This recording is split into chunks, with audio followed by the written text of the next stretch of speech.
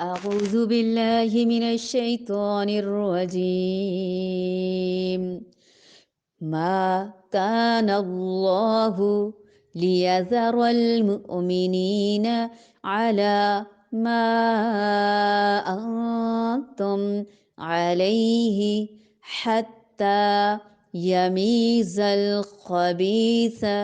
من الطيب، وما كان الله ليطلعكم على الغيب ولكن الله يجتبي من رسله من يشاء، فآمنوا بالله ورسله وإن تؤمنوا وتتقوا فلكم أجر عظيم. ما كان الله ليذر المؤمنين على ما أنتم عليه حتى يميز الخبيث من الطيب، وما كان الله ليطلعكم على الغيب ولكن الله يجتبي من رسله من رسله من يشاء، فآمنوا بالله ورسله وإن تؤمنوا وتتقوا فلكم أجر عظيم. ما نہیں، کانا ہے، اللہ اللہ تعالی، لیذر کہ وہ چھوڑ دے، المؤمنین مومنوں کو، علی اوپر اس کے، ما جو، انتم ہو تم، علیہ جس پر، حتی یہاں تک کہ، یمیزہ وہ چھانٹ دے، الخبیثہ ناپاک کو، من الطیب پاک سے، وما اور نہیں، کان ہے، اللہ اللہ تعالی، لیطلعکم کہ وہ آگاہ کرے تمہیں، علی الغیب غیب پر، ولیکن اور لیکن، اللہ اللہ تعالی، یجتبی چن لیتا ہے، من رسولہ اپنے رسولوں میں سے، من جسے، یشاء وہ چاہتا ہے، فآمنوا پس ایمان لاؤ، باللہ اللہ تعالی پر، ورسلہ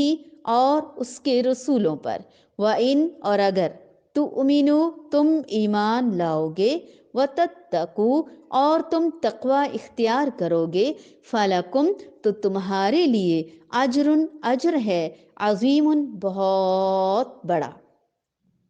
جس حال پر تم ہو اسی پر اللہ تعالیٰ ایمان والوں کو نہ چھوڑ دے گا، یعنی جس حال پر تم ہو اسی حال پر ایمان والوں کو اللہ تعالیٰ نہیں چھوڑ دے گا، جب تک کہ پاک اور ناپاک کو الگ الگ نہ کر دے، اور نہ ہی اللہ تعالیٰ ایسا ہے کہ تمہیں غیب سے آگاہ کر دے، بلکہ اللہ تعالیٰ اپنے رسولوں میں سے جس کا چاہے انتخاب کر لیتا ہے، اس لیے تم اللہ تعالیٰ پر اور اس کے رسولوں پر ایمان رکھو. اگر تم ایمان لاؤ اور تقوی اختیار کرو تو تمہارے لیے بڑا بھاری اجر ہے. اللہ تعالیٰ ابتلاء و آزمائش کی بھٹی سے ضرور گزارتا ہے تاکہ اس کے دوست واضح اور دشمن ذلیل ہو جائیں، مومن صابر منافق سے الگ ہو جائے. جس طرح احد میں اللہ تعالیٰ نے اہل ایمان کو آزمایا، جس سے ان کے ایمان، صبر و استقامت، ثبات اور جذبہ اطاعت کا اظہار ہوا، اور منافقین نے اپنے اوپر جو نفاق کا پردہ ڈال رکھا تھا وہ بے نقاب ہو گیا. یعنی اگر اللہ تعالیٰ اس طرح آزمائش کے ذریعے سے لوگوں کے حالات اور ان کے ظاہر و باطن کو نمایاں نہ کرے تو تمہارے پاس کوئی غیب کا علم تو ہے ہی نہیں کہ جس سے تم پر یہ چیزیں منکشف ہو جائیں اور تم جان سکو کہ کون منافق ہے اور کون خالص مومن ہے. ہاں البتہ اللہ تعالیٰ اپنے رسولوں میں سے جس کو چاہتا ہے غیب کا علم ضرور عطا فرماتا ہے، جس سے بعض دفعہ ان پر منافقین کا اور ان کے حالات اور ان کی سازشوں کا راز فاش ہو جاتا ہے، یعنی یہ بھی کسی کسی وقت اور کسی کسی نبی پر ہی ظاہر کیا جاتا ہے، ورنہ عام طور پر نبی بھی جب تک اللہ تعالیٰ خود نہ چاہے منافقین کے اندرونی نفاق اور ان کے مکر و فریب اور چالیں ان سے بے خبر ہی رہتا ہے۔ جس طرح کی سورۃ توبہ کی آیت نمبر 101 میں اللہ تعالیٰ نے فرمایا کہ اعراب اور اہل مدینہ میں جو منافق ہیں، اے پیغمبر آپ صلی اللہ علیہ وآلہ وسلم ان کو نہیں جانتے، ہم انہیں جانتے ہیں۔ اس کا ایک مفہوم یہ بھی ہو سکتا ہے کہ غیب کا علم ہم صرف اپنے رسولوں کو ہی اتنا عطا کرتے ہیں جتنا ہم چاہتے ہیں، کیونکہ یہ ان کی منصبی ضرورت بھی ہے۔ اس وحی الہی اور امور غیبیہ کے ذریعے سے ہی وہ لوگوں کو اللہ تعالیٰ کی طرف بلاتے اور اپنے کو اللہ تعالیٰ کا رسول ثابت کرتے ہیں۔ اس مضمون کو دوسرے مقام پر اللہ تعالیٰ نے کچھ اس طرح سے بیان فرمایا۔ اللہ تعالیٰ فرماتے ہیں عالم الغیب فلا یظہر علی غیبہ احدا الا من ارتضی من رسول۔ سورۃ الجن میں ہے عالم الغیب تو صرف اور صرف اللہ تعالیٰ ہی ہے، اور وہ اپنے غیب سے پسندیدہ رسولوں کو ہی خبردار کرتا ہے۔ ظاہر بات یہ ہے کہ امور غیبیہ وہی ہوتے ہیں جن کا تعلق منصب سے یا فرائض رسالت کی ادائیگی سے ہوتا ہے، نہ کہ ما کان وما یکون، جو کچھ ہو چکا اور آئندہ قیامت تک جو ہونے والا ہے اس کا علم۔ جیسا کہ بعض اہل باطل اس طرح کا علم غیب انبیاء علیہم السلام کے لیے اور کچھ اپنے ائمہ معصومین کے لیے باور کراتے ہیں،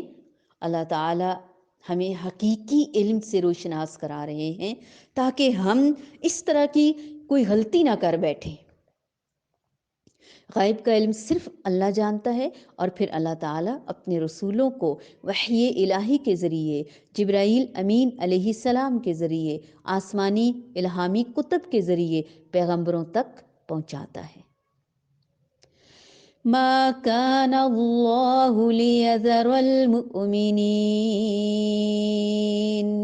ليذر المؤمنين على ما أنتم عليه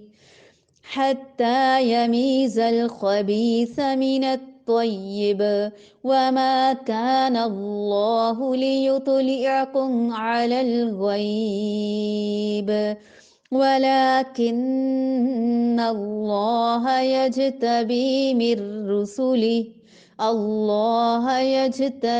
من رسله من يشاء فآمنوا بالله ورسله وإن تؤمنوا وتتقوا فلكم أجر عظيم۔